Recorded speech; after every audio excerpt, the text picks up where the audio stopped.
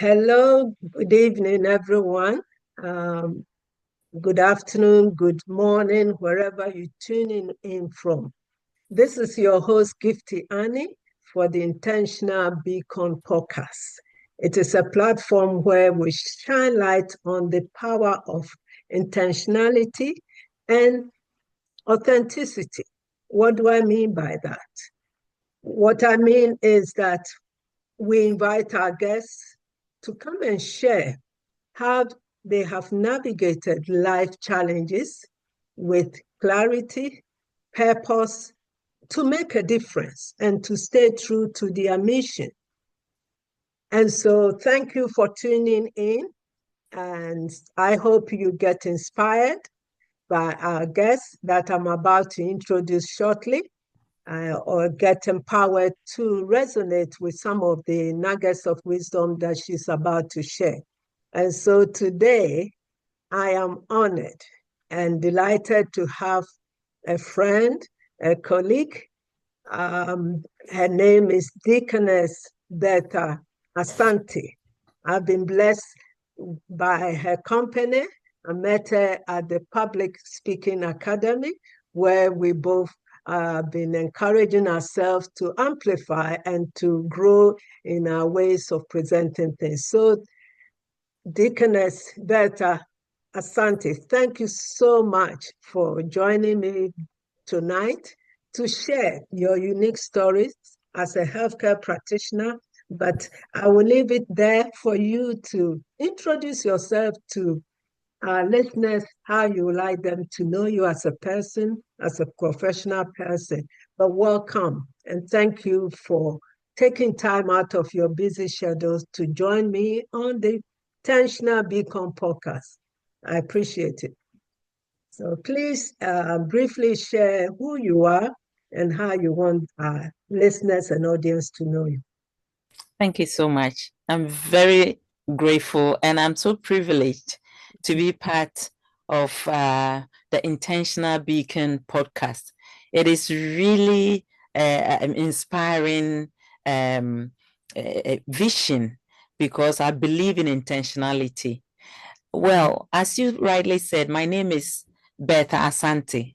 If it comes to church responsibility, then I would say Deaconess Bertha Asante because of my responsibilities and roles and my service in the house of God. So that's part of my responsibility as I deal with marriage counseling and coaching, relationship coaching.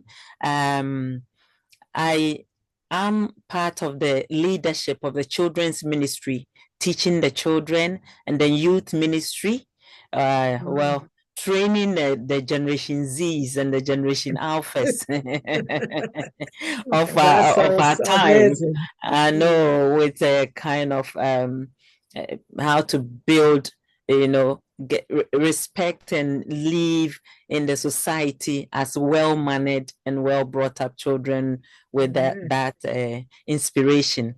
Well, I'm also into women's ministry though, and then my counseling and other things. But today, I will dwell more on my professional responsibilities and roles. I'm a nurse by profession, nursing sister in the operating theaters. My main role is a clinical practice educator, in charge of the training and development of my staff, and then teaching nursing students and medical students who come on placement in my department. That's my main role. However, I'm also a professional nurse advocate. It's also a qualification that I've got that we deal with restorative clinical supervision for staff. And as part of the roles I've created for others and including, I'm into chaplaincy and pastoral support for staff and students, and then healthcare improvement lead because I'm part of the team responsible for policies and protocols, making standard operating procedures, and also ensuring that those policies and procedures are adhered to. So I think my responsibility is interrelated and really vast, but I'll leave it Okay. here. So I'm a nurse. Yeah, right. Thank you so much Thank you. for sharing briefly who you are and how you want our audience to know you. And it's packed with a lot of diverse roles, as you mentioned, practice Exactly. educator, healthcare advocate, and healthcare improvement lead, which sounds a lot for Yeah, one person. But of course, as you summarize it, it's interrelated. So you that's right. can't do one in isolation. Yeah. So I would like you now to share, given the diverse role that you are actually exposed to, how do you get motivated? What inspires you to wake up in the morning and become dedicated to these diverse roles? It's amazing. And I know. Thank you so much for this question. You are right. It is really true that if you enjoy something, you do it passionately. yeah, Honestly, what inspires me, being a Christian, I believe in the word of God. And there is wow. this message in Luke chapter 12, verse 48. It says, To whom much is given, from him much is required. I believe that every human being has been created with talents, gifts, Yeah, abilities, strength. And along the line, we also gain knowledge and skills. And it's like we are stewards of everything that is implanted in us. And I yeah, believe that whatever I have, I've gained, I've earned, or I was born with, I am a steward of it. I have an accountability. So I yeah. need to use my talent and skills. I need to be intentional to make sure that what's in me is not getting dormant, but it's Yeah. impacting everyone, patients, staff, family, the community, impacting everyone because I believe there will be time for accountability and reward. That is what Amen. inspires me first and foremost. Wow, That is what wow, inspires wow. me that I'm supposed to impact people with my gifts and talent.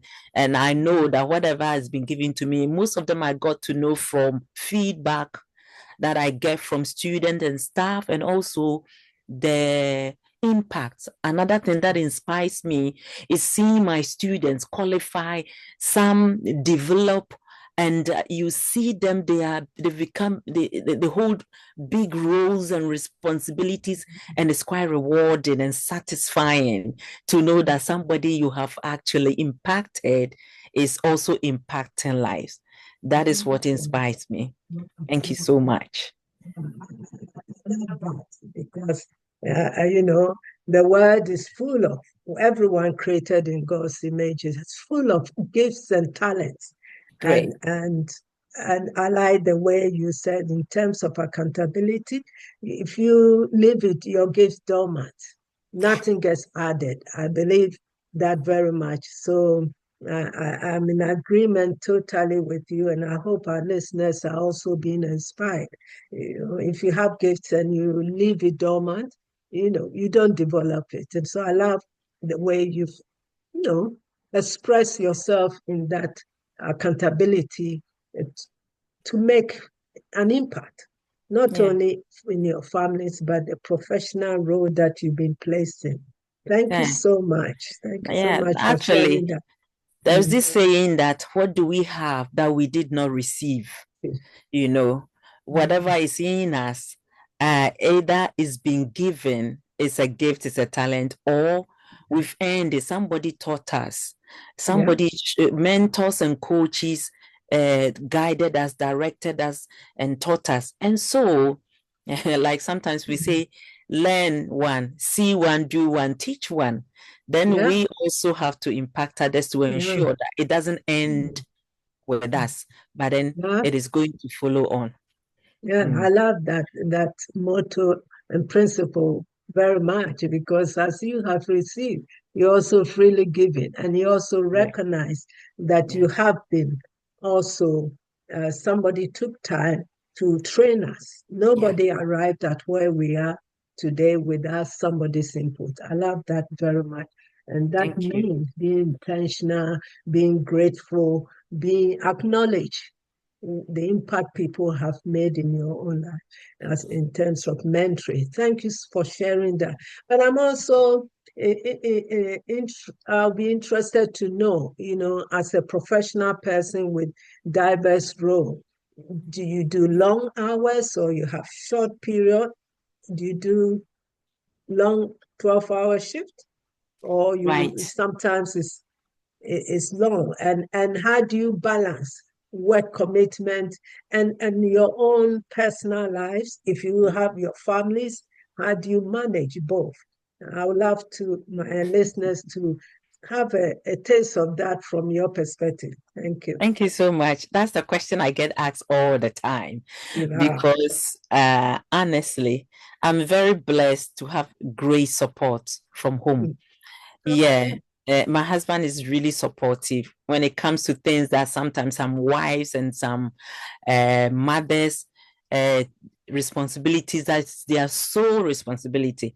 He knows that I'm passionate about certain things and he Yeah. supports me and sharing the responsibilities at home. So it Wow. makes it a bit easier for me. Uh, Wow. saying that it's not so easy because Mhm. I work with the NHS, full-time NHS nurse, Wow. which is 37.5 hours. So Okay. yeah, 37.5 hours, but I do work 4 days a week, Okay. Monday to Mhm. Friday, unless I have teaching or audit or a meeting that I need to be part of on Friday. But I work 4 days a week. And what happens Okay. is that I'm supposed to start at 8 and finish at 6 o'clock. It's a bit of Wow. a journey from where I live to Mhm. where I work. Mhm. So that's also add up to it. But trust me, there have been times I have to leave work late. If I have something like a podcast, because I have a lot of social responsibilities and community, Christian Healthcare Professionals Network, Oh, wow. executive. So most of the time I need to give health education. So I normally put it after work and maybe between 6 and 8, I might be in the office doing such things Prepare. before I come home. However, let's bring it back down to the corporate responsibilities. Mm. Being a clinical practice educator, responsible for the training and development of staff. It Yeah. involves, policies and all that. And I really am into delegation. Wow. One skill that helped me is delegation. I learned about delegation from many leadership courses that I've That's done. it. Wow. That sometimes people delegate and staff see it as a burden. Why is she asking me to do this? Why? But I delegate with uh, placing value on the staff, making them Mm. feel trusted with the Mm. role. So they accept it with joy and the Mhm. fact that I trust them and believe in them. And so I have created something I call champions in my department. I have taken the Mhm. steps creating champions. It's got about 20 different roles. Like almost everybody at work has got specific role, and each champion group has a group of people. It's through delegation. So Mhm. infection control champions, health and safety champions, Wow. chaplaincy and staff well-being champions, which I lead on that one, staff well-being, patient welfare, you know, anything that I'm supposed to oversee to make sure it's going on well in the department, I've created champions. And I look out for training that will boost that role. And I keep Mhm. meeting them and encouraging them, even security champion, because we were to Wow. look out for people. That one, people were adamant about it. And I added Mhm. safeguarding. So I said, it's good, safeguarding and security champion. Good you. So Wow. Wow. anybody that come in, check their ID, approach them with politeness, but don't just ignore anybody. We need to. So it's really helping me. Roles that they see that educators need to ensure is going on. People are doing it on my behalf because I have placed that tag with that role and respect and the name that makes them feel valued in them. So I it's think really that, helped me. yeah, that is very key. And what I heard you say is a team effort. Even though you are the lead, everyone is participant, which is very key. And whereas we know about certain discipline and department where there is silos mentality. And also, if it is not one person taking on the whole bulk of job, there may be micromanagement, which indicates lack of trust in the staff. And so I really appreciate you sharing some of the strategies you've used in your leadership to make every staff inclusive, in activities. That is really powerful. Thank you for sharing that. And coming down, in terms of your profile or bio, one of the roles that I'm keen to know a bit more about is you do induction for internationally trained healthcare professionals. In other words, those who are trained overseas and travel over here to give their service as healthcare professionals within your trust. You take care of them. Yeah. I would love to know some of the challenges that's been brought to your attention when you connect with them. Thank you so much. Even today, I dealt with one of them. Sometimes they come in batches, sometimes one. Internationally recruited, educated professionals. There are some who have been trained here, but they are from the BAME community. Others too are recruited straight from their home country. I have more of, when it comes to the nursing workforce, I induct more Filipinos. I do have Indian nurses, African nurses from all over the world, but more Filipinos. And what I see is that most of them come very anxious, nervous about fear of the unknown, what they're going to meet. There are times, so my teaching, I have 2 weeks to induct them. Doesn't mean that at the end of the 2 weeks, I'm through with them. They are still in the department. They come to me. My door is open. Remember, I'm also a professional nurse advocate. Yes. They come to me with their concerns and other things. But what I do first, friendly, welcoming. I take them around the hospital. I chat with them, Thank God my English is not the one that they won't understand. I speak clearly. I don't know how many years I've been here, 22 years. My accent is still very clear. Speak one by one just to make sure they clearly understand what I tell them, and then I introduce them to the area and I encourage them a lot. I have a plan, a program for the induction. I teach them the, specific things about patient safety, surgical safety, infection control, professional values. It is one single topic that really I use to encourage them. And I also bring in, because I, for one, came in as an internationally educated nurse and I went through challenges. So from my experience and challenges I went through that I don't want them to go through, I use that strategies and plans that I've put in place to support them. And I pair them. I make sure I pair them. I give them mentors that can help them to settle in, that will understand them.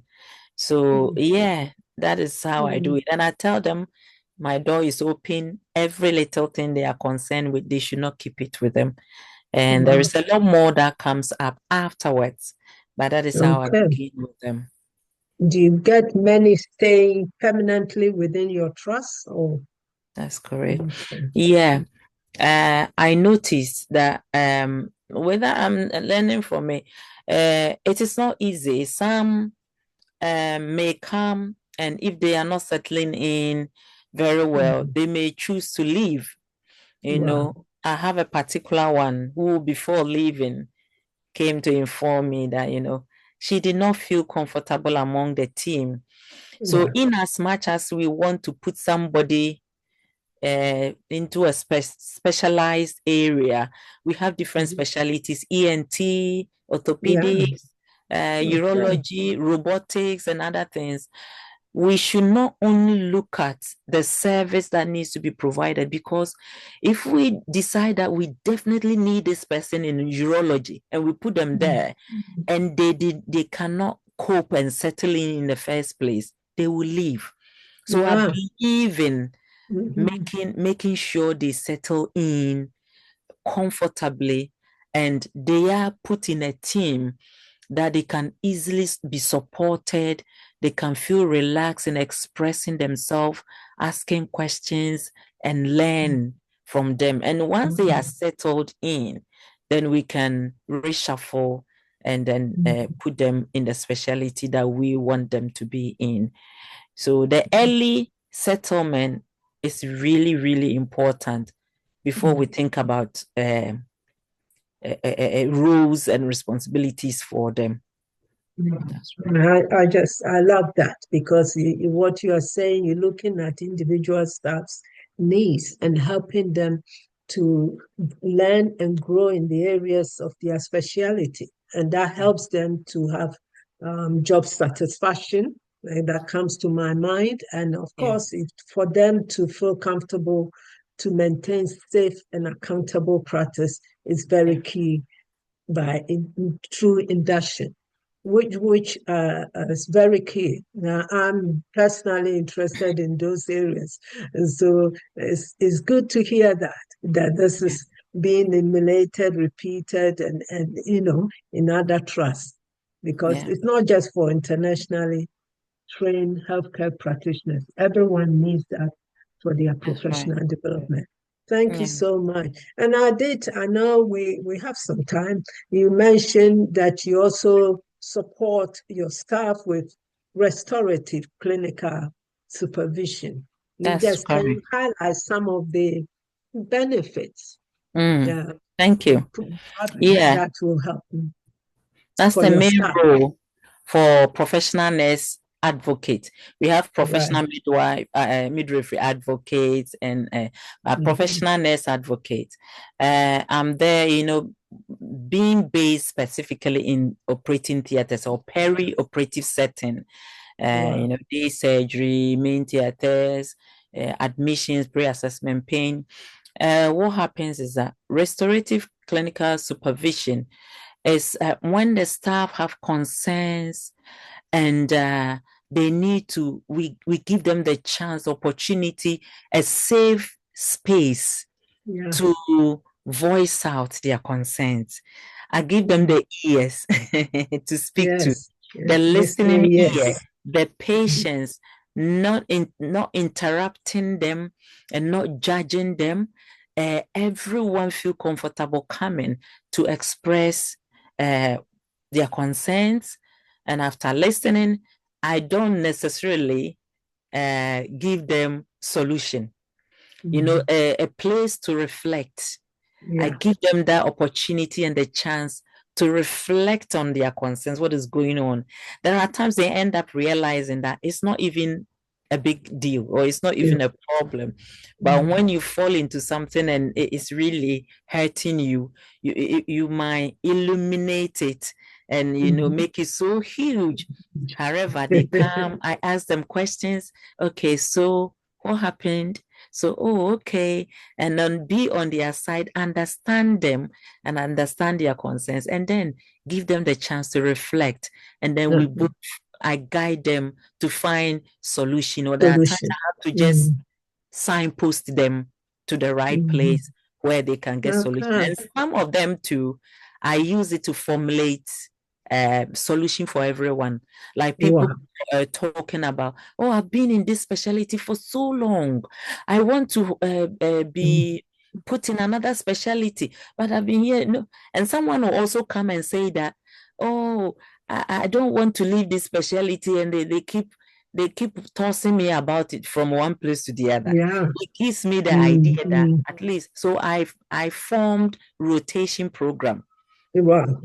not for everyone, but people to have the chance to Wow. opt in and opt out. So sometimes it gives me a general idea of what the staff want and what they need and what they would like to see. If it is about Wow. their line manager, I have a way of. So basically, the restorative clinical supervision is about giving them the chance, the safe space to verse out, Mm-hmm. to voice out their concerns, reflect, and then guide them, coach them to find solution, or to find a way, or to just signpost them to where they can Alleviate. find Mm-hmm. a solution. And really, it helps a lot. They learn a lot Yeah. from it. Yeah. And some also Mm-hmm. come for like professional development. They want to know what is ahead of them, how they can develop. Are they stagnant there, or are they come and they can get feedback in a way that does not come like, some of them, they get feedback from their line managers. They see it as offense. Mm-hmm. But if it comes through me in a way that I will guide them into what they need to know, then they realize, because they know I'm not the one going to work against them or prevent them from developing or whatever. I just guide them for them to Wow. realize. And then with that, they can learn the steps they need to take to develop or up their game.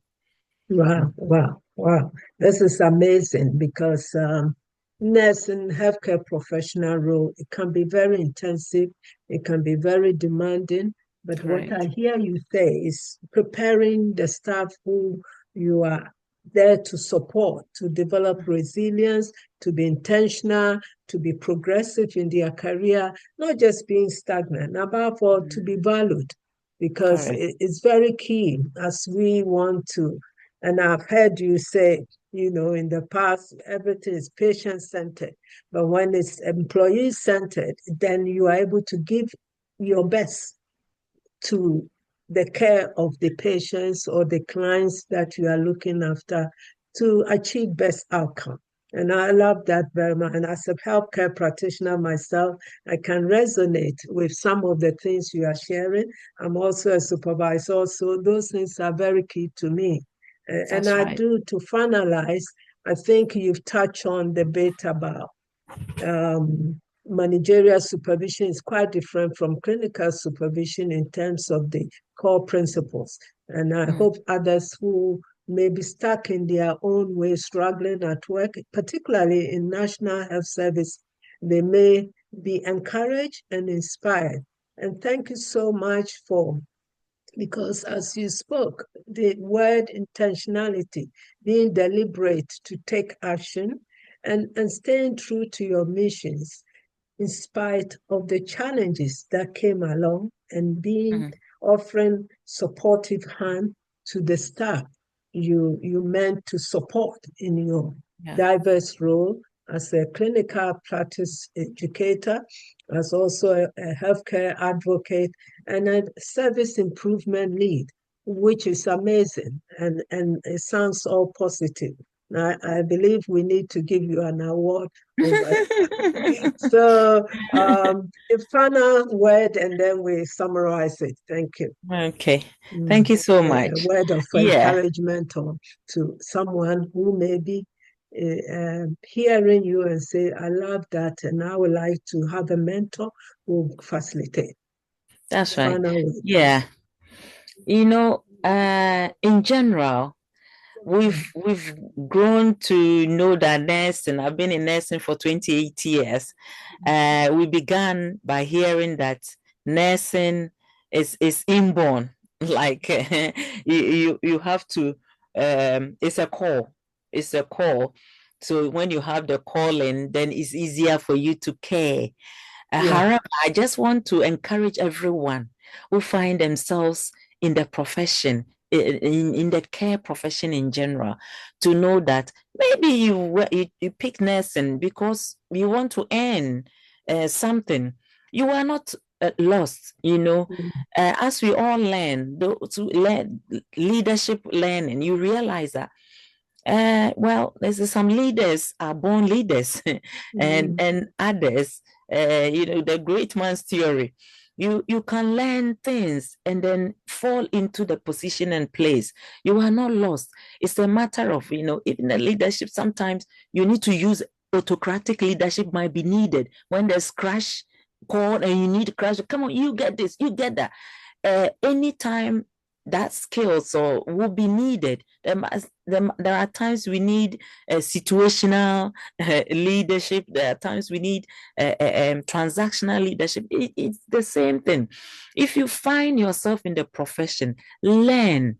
The 7 C's is there.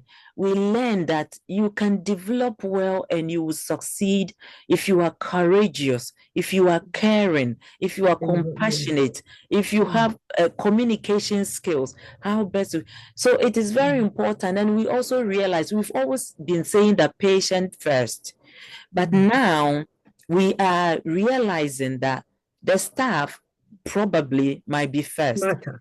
Because now burnout and stress has become so rampant that a lot of staff do not look after themselves and they're breaking down easily. Record has shown that the number of especially NHS staff that are quitting, leaving the job because of burnout and stress. So, dear one over there, my colleague of noble profession in the healthcare profession, look after yourself. Take breaks when you need it. 5 minutes or 15 minutes going for a quick coffee or drink gives you the strength, the smiles, the passion to carry on the hard work in a unique way. Don't continue caring for a patient until you drop. It is important to know that we are accountable and responsible for ourselves, responsible for the patient, for our colleagues, for the general public, patients, relatives, judiciary, our professional bodies, and to a lot of people around us. And I will say to God, I think we may need to come back to this because you packed with words of encouragement. And so for our listeners, you've heard Bertha Asante's words of wisdom and words of encouragement to help you manage yourself. Self-care is very key, as I heard you say. And so we are very grateful. Thank you so much again. And I hope you've been inspired, educated, and empowered to apply it in your own areas of needs. So until in the next episode, keep on shining as a beacon. And thank you for joining us. Thank you. Thank you so much.